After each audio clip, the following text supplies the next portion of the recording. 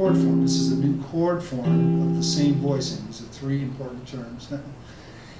Voicing, how they look on the board, the chord forms, and then how do we finger it? Do we hold this chord this way, or this way, or for some maniac reason this way? You know, whatever suits the purpose. I use the stretch fingering of it because I like this. I like notes to slide and others to ring.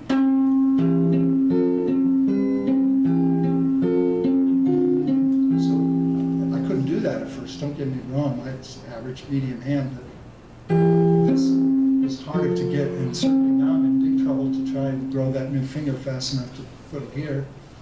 Do that.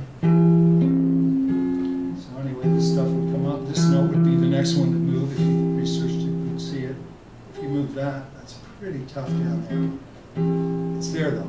It is there. It's possible. This note, that gives us this. This is a great fingering. This is your key. When you hear this kind of church three-part harmony, you know, could be worse. Anyway, you just keep moving those notes and shifting. This one's not so bad up here. It's terrible. You get a little more than 8 if you use these consecutive string open triads, which you might have thought that was just for, you know, theory or something, not practical. I don't like theory that isn't practical. Don't take it at all. A chord like this, if you've already put your finger there and you like this sound, a lot of music's about tone. This tone is thinner to me than that. It's a little rounder, more appealing, so I might have last second remembered to put that note there instead. Segovia's scales look like maniac scales. They'll go like this and have finger 4, and then somebody will put finger 1 on the same string, 2 frets higher. Why was he doing it? Of course, because of the tone, you know.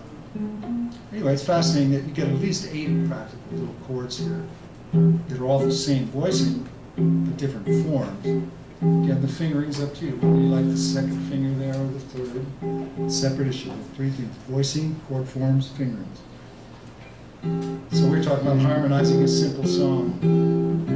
If we put an extension in each chord, you know, a pretty note, got to add 9 in here. Now major 7, another add 9, major 7, back to major 9. Now it's starting to sound more sophisticated. Doesn't mean it's better if your taste is triads. If this is the sound you like, if that does it more for you, then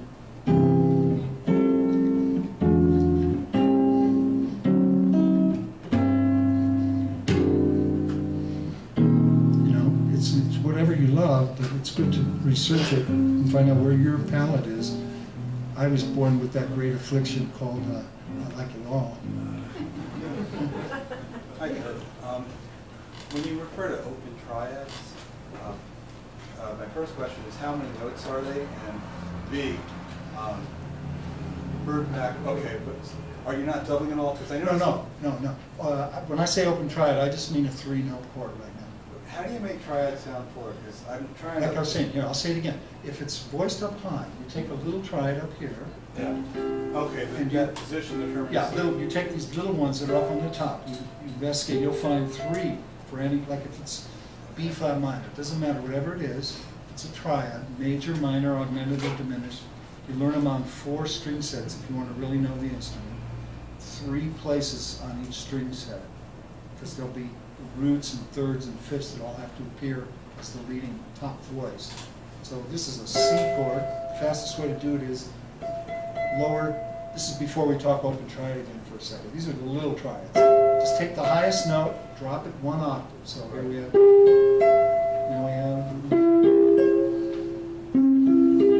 So you're still on consecutive strings. That's right. These are the little triads. What's happened in Bill is the liquid has decided to meet the floor, so I'm not going to get it down. Ted, I hate to tell you, we're a little short on time, and some people ask me about there's some things that you have not explained in the little club. Yeah, so true. So they can take these home and figure out. Yeah, you got a good point, my friend. Yes. Now, if I had that sheet here, it would be cool, but I don't think I do. Yeah.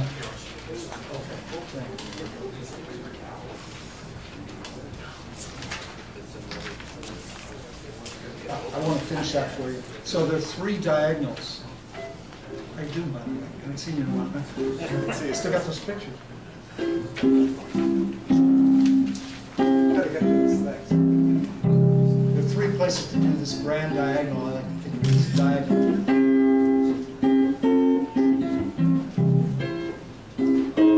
Test yourself. Once you know all 3, change the keys in one spot.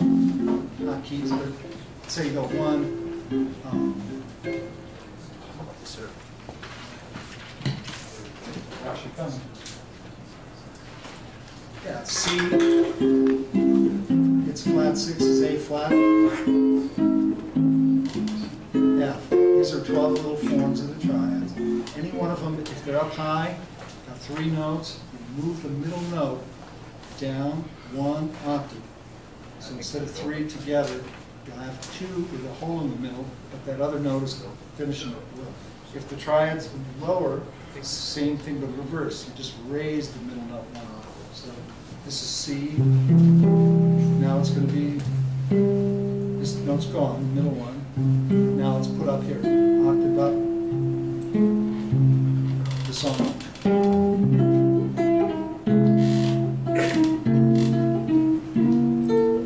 Works fine in the beginning. 3 voices, you know, before you get Tyner's family over for dinner.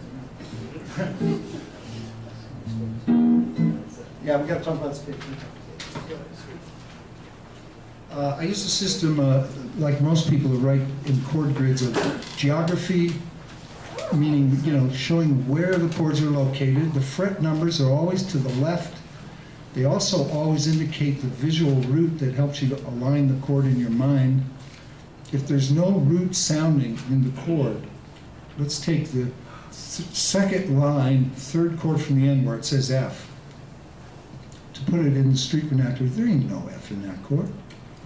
But doesn't matter. We're using it for F. It is an F13 with a few notes missing.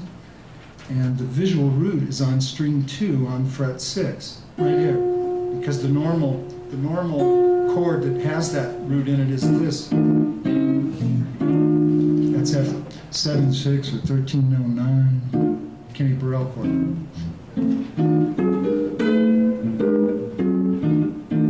So if you take that chord and raise that top note, do, re, mi, up this bar. It's cool to remember that 3/4 of that chord came out of this form, which actually comes out of a simpler 7th chord. That chord being one of those kind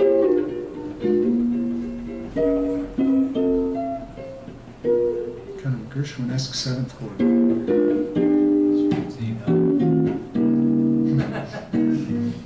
It's a nice sounding 7th. F7. 7th in the bass, lowered 7, you know, in the bass. Jazz it up by putting the 13 in it. It just sounds so much warmer for jazz purposes. And then again, melody is extension up here with the pinky. Sometimes you're going to need those pinkies out the side. But the visual root is still on fret 6. So that's where those, the little numbers to the left serve 2 functions in this kind of a page. It's just a little easy system I came up with for showing where the root is to my, you know, to the eyes and to the brain. At the same time, I was putting the chord grid on the paper. No biggie. And now some other symbols. I grew up in a time when X's were used in chord grids outside, above the diagram, to show strings that weren't played, dampened strings. But I ended up using them inside the diagram to show motion. They were simply, any X note is played after the dots. Nothing fancy. So if this has 1 dot on fret 7, the black dot, first diagram, and there are 2 X's, you just hit them afterwards. It's just a way to minimize how many diagrams you're going to have to write on a page, and also to show some order and logic occasionally. So What other symbols might you encounter? Yeah, squares, boxes. That comes after X. Like in the last chord in line 1, we have 5 dots, then an X, then a square. Even though it's sitting around the dotted note, it's still a square there. It's hard to make it out, but it's a square. Triangles. Let's look at the third chord in line 2. The order goes dot so far, X, square, and triangle. So we get, that's what diagram 3 in line 2 sounds like.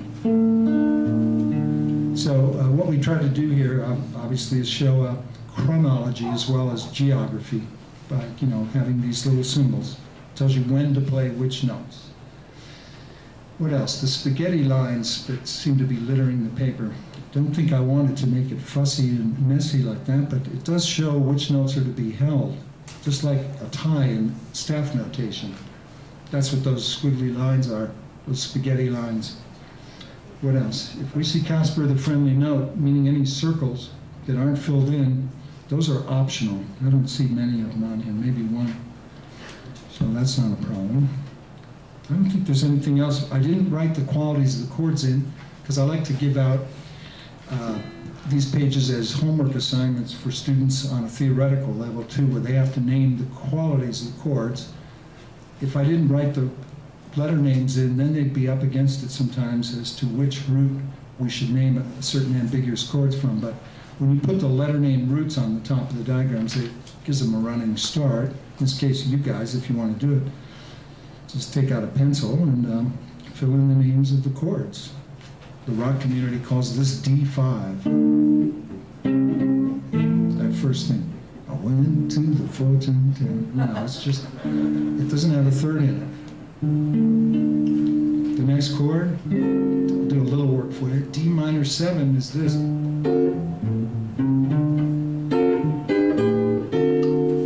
D minor 7 has all 4 notes. But this chord has 5 notes. It has a note on string 4. It has a G note in there. So G is the 4th or 11th. So your friendly D minor 7, little kind of slanted slash, 11. Minor 7, 11. Open all night. So we have the D minor 11, the next one. How do we know the difference? Well, root 3, 5, 7, 9, 11. 11th chords have to have 9s. At least for me, that helped make a great delineation when I established that in my head. If you don't have a 9, then it's something else. But this chord has a flat 3, has a flat 7, has a 9, and 11. Anyway, I'm going to try and play this thing following the paper so tense, like what's written there.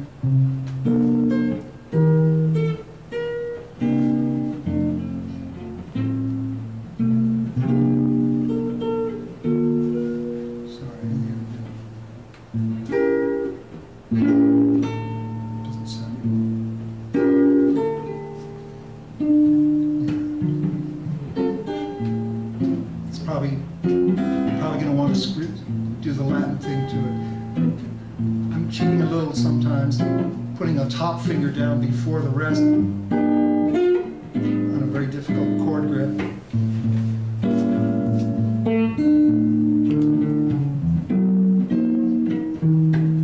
Or the